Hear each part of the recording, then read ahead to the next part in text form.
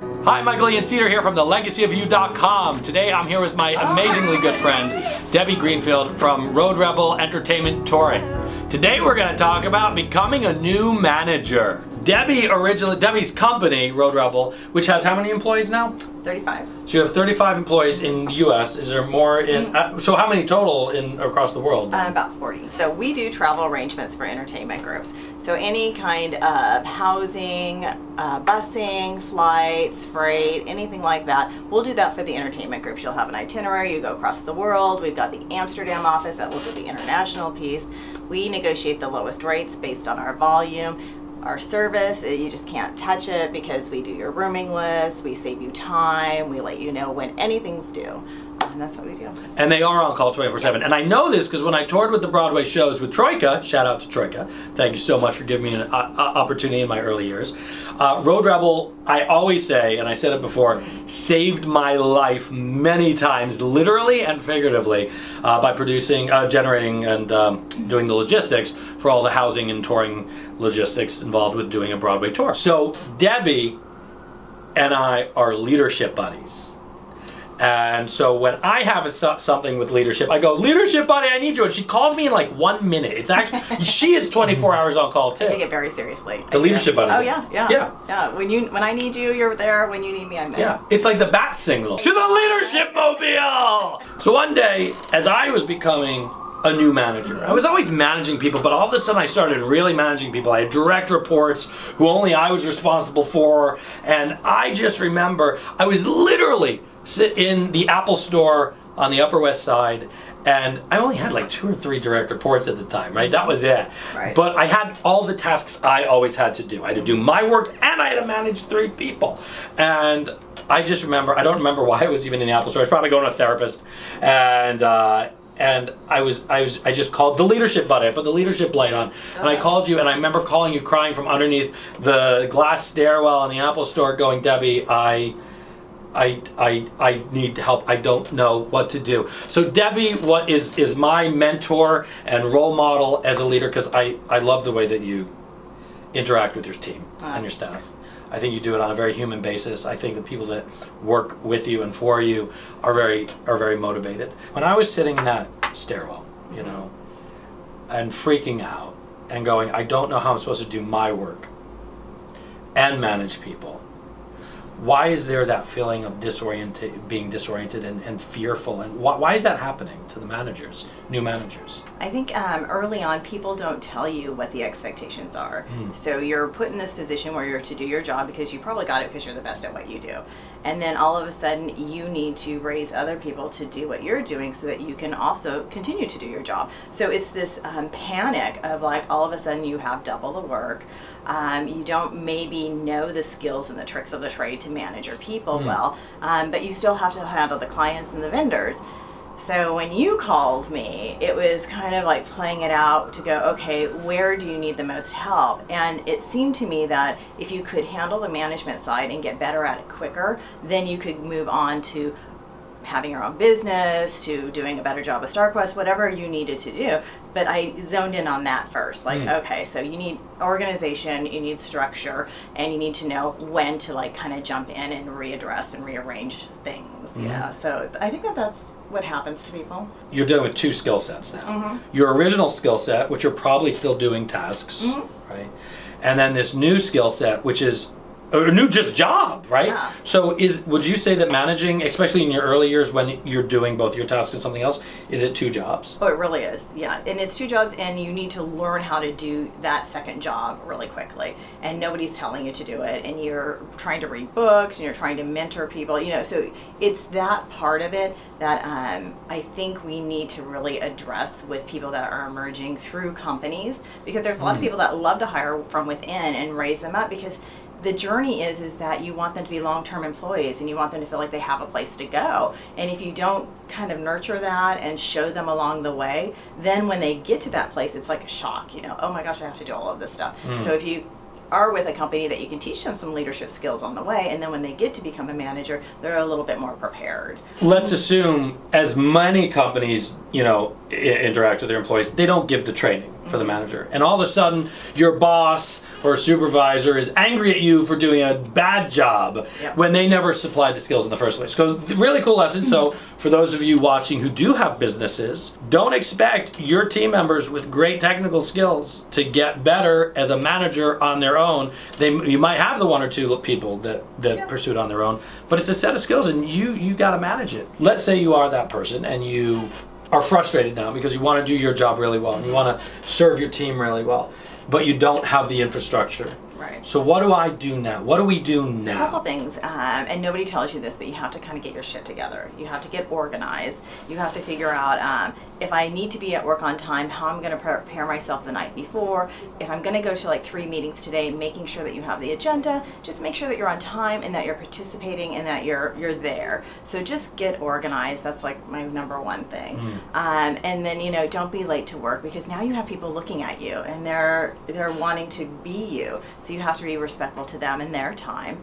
And then once you kind of get organized, then you need to educate yourself. So one of the things that I did was, Michael and I became leadership buddies, but I read an awful lot and I reached out to other people. So I had other trainers that I would go to and I would say things like, hey, listen, I'm not really good at this. And that might be giving evaluations, it might be giving feedback, it might be 100 other things. And we would talk about it, they would give me assignments and then I'd practice. And then I just got better at it. And then I could teach somebody else to do that as well. I don't think a lot of people think of management as a skill set. They don't think of it like you're like, oh, now I'm just responsible to make sure Joe and Jim and Jill and Betty are getting their work done, right? Right. Define management from what is management? So management is that you have to create a really energetic environment for people to grow and to help you take some of your stuff off so that they can be motivated to work with their staff and grow their staff as well. So management is just a really kind of fun way of growing a company. So when you're just growing a small company and you're the only person, you're just getting through it, right? But when you start getting people that can really help you, that's when the joy comes in. Did you hear what she said? She used the word management and joy and fun all in the same paragraph, which I don't think a lot of people do. And that's why, Debbie, I turn to you. Once I get myself organized and I'm creating what do I need to accomplish in the day and all of that, how do I start to nurture? How do I start to nurture my team? One of the things that I like to do is I like to be able to have conversations with each of the managers and really have an open feedback session. So if it's something that we're working on where I'm meeting with them weekly and we're talking about the tours or we're talking about their staff, I want to be able to give them feedback and then I want them to be able to give me feedback. And I don't wait for it. So if we're meeting and I see something that happened earlier in the week, they already know about it because I've already talked to them about it. So not waiting to give feedback is pretty key. And then figuring out how to give feedback. I like to start early on. Whenever I get a new manager, I like to talk to them about, hey, this is my management style. We're gonna talk a lot. I'm gonna ask you questions. I want you to give me feedback. And the best thing that you can do is to make them feel comfortable telling you how you're doing. You actually say to your staff, how am I doing for you? And then what do you need from me? What can I do to better support you? Do you want me out of your pod here? Like I have a manager who's super funny and she will say, I need you out of my pod, You're like the pot sticker, you're not the main meal. And I'm like, okay, because you kind of work with your staff until they get strong enough and then you have to know when to leave them. And sometimes you don't get the right cues, so sometimes you have to ask them. So when managing people, no two people are managed the same? They bring with them their history, just wherever they came from, whatever kind of corporate environment. So we're not really all that corporate. So sometimes you'll get managers that are super corporate and super structured, and you kind of have to relax them a little bit and get them comfortable actually talking to their staff. And the only way that they can do that is if you start talking to them and get them feeling like that's going to be a benefit. And then get them...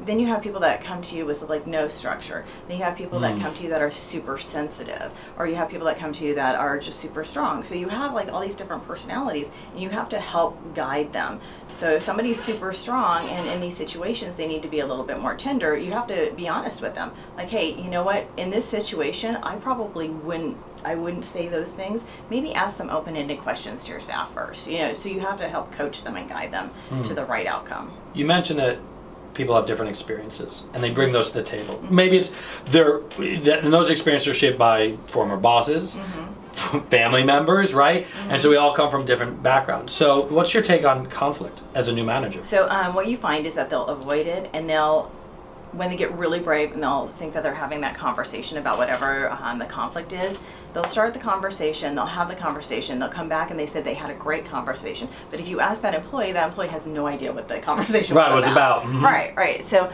what I found is most successful is that I do it with a new manager. So if I have a new manager that's having, like, I don't know, we'll pick something really easy, their employee's late every day or whatever is, they're not making their deadlines. And I'll say, okay, well, why don't we bring them in and talk to them together? And so that way I'll give them the opportunity to start structuring the conversation. But when I can see that they're getting uncomfortable and they're not asking the question, then I'll go there. And then you also have to follow through. Like, okay, so what's the end that you want in mind when you begin this conversation? So the end is that you want to figure out why they're having this issue, and then what's the plan afterwards. And you need to support that employee. So how are we going to do that? They have to be accountable. Are you going to hold them accountable, or am I going to hold them accountable? How are we going to do this? So you have to know all that before you go into the conversation, and then you bring them in and you have that conversation and you show them how to do it. And then the next time they show you that they're having that conversation. That is yeah, because you need role models are so powerful. But I go back to this idea of, I think your staff and your team and your managers are so lucky to have someone who cares. Like, we've had the conversation, you love that whole building this little world, right? Yeah. And knowing that these people are being nurtured and growing. But again, if you don't have that person and you don't have that role model at work to say, hey, can you show me? Do you have any suggestions on, as a new manager, man? Or maybe they're just not comfortable asking people above them because that world doesn't exist in their structure. So what do you do? What do I do? I say just be brave. Just suck it up and try some things. There's nothing that's going to happen that's going to be so bad that you can't fix. So if it's something where you really need to talk to that employee and you need to discuss it, it might come out wrong, it might be uncomfortable. That's the first time. Like the second time you'll go, okay, so I was a little abrupt that time. Next time I'm going to try this approach. And you just have to keep trying stuff and you will improve.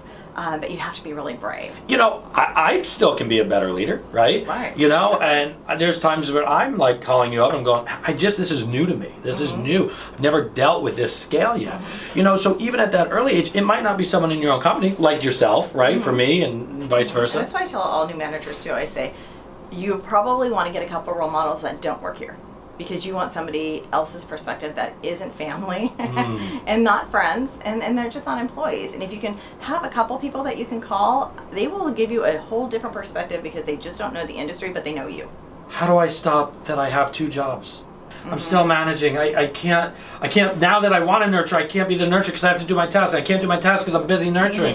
So I like to work with my management team and say, what is a got it list? So if you have things that you definitely have mastered that you don't need for me to follow up on, I want to know what those are, and I want you to tell me what are the things that I still need to follow up with you on that we're working on. And that's really helpful to have that conversation, that communication. And under that model, you're also getting the buy-in from the person, saying like, hey, I'm not going to follow up with you on that stuff because I trust you. And then when you go back and they don't do the job and they're not doing it, like, this was something we said, I didn't need to try. So what happened? Where to go. And then when you do follow up, they don't feel like you're like, hey, where is it? This was already an agreement. So now you still have all these tasks that some of them you probably don't have to be doing still, right? And now your new staff members are coming in. So now I know how to lighten the load as a leader by saying, hey, what do we need to really be leading on? What about those other tasks now that are not leadership based, that's you entering data in a spreadsheet or something that's not management oriented? What's really helpful there is when we talk as a management team, like we have our management meetings, and you bring those things up. Like, here, these are the things that I'm no longer going to be doing. Who do you think could do it, and who's the best person to do it? And they'll talk about it, and they'll come up with solutions on their own. And sometimes it's like the best solution, something I would never have come up with. And that's always like the magic of it, right? I think it's easy as a manager to forget that all of our staff, hopefully, all of our staff has good intent, right? They have good intent. They want to do a good job. They want to do more, right? They want to take ownership. They want to feel part of something. And we forget that sometimes. And we also think that, well, I can't delegate this. I've been doing it for years, and no one's going to do as good as me. And it turns out they do it as well. Sometimes better, yeah. Sometimes better, right? But I am here to tell you, if you can teach somebody to do what you do, they will probably do it better, and they will be so much more helpful to you. And it is the way to go. So try not to hold hold on to the things that are the safe things for you, because your challenges are the unsafe things, because that's how you're going to grow. What are some of the biggest pitfalls for a new manager?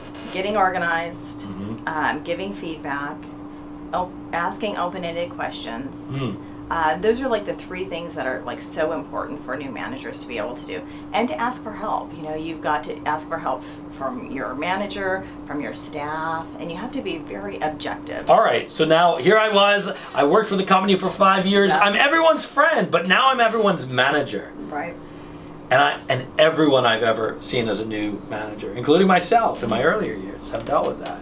How do I deal with that? Because I'm not going to change as a person. I still want to remain friends with certain people and keep some people at, we just work together, right? But how do you still be, Michael and Debbie, but now I have to be a little more, I have a different set of duties. Sometimes you just have to have that conversation. So if you and I are really close and now you're managing me, or let's say that I'm going to be managing you, I might have to have the conversation of like, listen, I love being friends with you. Everything about that is really great for me, but now that I have to manage you, I'm going to have to not go to lunch with you every day. I have to actually go out and see some clients, and I have to go to lunch with other employees now too. I don't want to hurt your feelings. Sometimes you just have to have that conversation. Right. And then sometimes you have to have the conversation that isn't so good. So if you and I are friends, I'm managing you and you're not doing a good job, I have to be comfortable pulling you in and going, hey, there are going to be some times when we're going to have conversations that are going to be uncomfortable, and it's going to be about the work, the deadlines. I don't want it to change our friendship, but I'm nervous it probably will. And that's why we have friends outside of work. Because it's going to be tough. Yeah. And sometimes you have to go in and go, listen, we lost a client. It was really hard. And maybe your friend was responsible for that. And you have to have that tough call. But you did mention earlier joy and fun. So now let's tell the camera directly, because I want you to hear it. Because I do, as I grow as a company here with the Legacy of You, and even as I grew the other endeavors like StarQuest, it's been just, there's a lot of pain and there's a lot of hurt feelings, but man, there's way more good times. So what does a new manager have to look forward to? For me, it's the successes of your staff. So when I have a new manager that is saying, hey, I've got an employee that's really great at this and I want to take them on a client visit, a vendor visit, whatever, and I actually get to see that happen and they're fantastic at it, that's like a huge success for me. I just feel really like such joy when I see a manager running their own meetings and they've got participants, they've got a learning aspect to it. It's just pure joy. You're like, they're doing a really good job and you feel very proud of them. And so it's one of those moments where you're like, maybe you're not the one doing those meetings, but you had a piece in it early on and you can go, oh, they're good. Now you can move on to other things. Please give your team credit. Don't take the credit. Let them have the credit. To the higher-ups, to the clients, to everybody. It makes you look way better. Would you agree? I do. I love it when that happens. Whenever anybody's like, hey, this went really well, oh, Jesse did that. Oh, Amy did that. Oh, Gregory did that. It just makes them feel like, oh, this is theirs. Oh, and then I like to talk them up. That's another thing. If you can talk up your staff, like you're going to love working with Anna. She's fantastic. These are the things, because you really actually believe that. You're like, you love your staff and you want your clients to love your staff too. So. What's the difference between management and leadership? Well, I think everybody should strive to be a leader versus a manager. And the leader is somebody that naturally people will follow because you've given an excellent example. You're somebody that they can look up to, and you're just you're open to them coming to you and talking to you about life and about leadership and about work or whatever it is. Something that kind of inspires people to me is a good leadership. So management is more academic, and leadership is, oh wow, I want to work with you or for you or do this job. Well, management's making sure the job gets done. Thank you, Debbie. You're welcome. Thanks for having me. All right, I'm going to throw the post-blog workshop to Debbie. So for your assignment, number one, I'd like for you to go out and find a leadership buddy. So number one, find somebody that you want to be your leadership buddy. Number two, go ahead and call them and set what the tone is going to be. Like, what do you want to get out of being a leadership buddy for them? And what do you want them to get? Number three, set some goals and accountability. What are we going to achieve? Are we going to read a book? Are we going to have certain goals that are time sensitive and we're going to be accountable for it? Are we going to talk on the phone once a week? What are those rules? That's what I want you to do today. And the last step is, as soon as you have that call, put in the comment section below that you did it. Holding you accountable. Share this video with someone who's a new manager. Share this video with somebody that you work with that might be your client that's starting to manage people. Share this video with a flying shark. Share this video with the girls when you're drinking wine. Share this video with the boys when you're drinking wine.